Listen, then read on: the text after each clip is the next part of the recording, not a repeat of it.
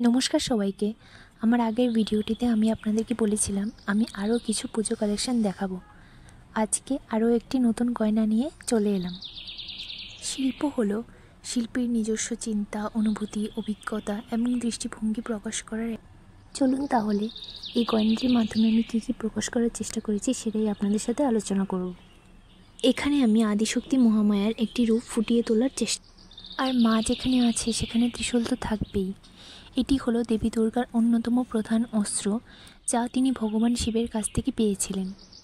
ত্রিশূলের তিনটি শাখা, সত্য মানে শান্ততা ও পবিত্রতা, রজস মানে শক্তি ও কর্ম এবং তপস্য মানে নিষ্ক্রিয়তা, এই তিনটি শাখা দ্বারা দেবী দুর্গা সমস্ত নেতিবাচক গুণ ও অশুভ শক্তিকে বিনাশ করেন।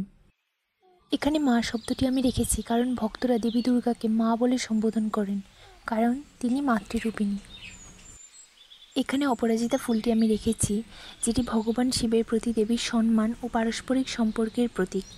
এর মাধ্যমে ভক্তরা তাদের সম্পর্কের গভীরতা ও শ্রদ্ধা বোধ প্রকাশ করে থাকে। আর কালার কম্বিনেশনগুলো তো তোমরা দেখতেই পেলে।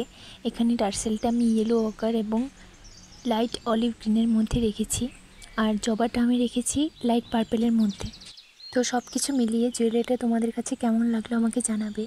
খুব তাড়াতাড়ি তোমাদের সাথে আরও নতুন নতুন কালেকশন শেয়ার করব।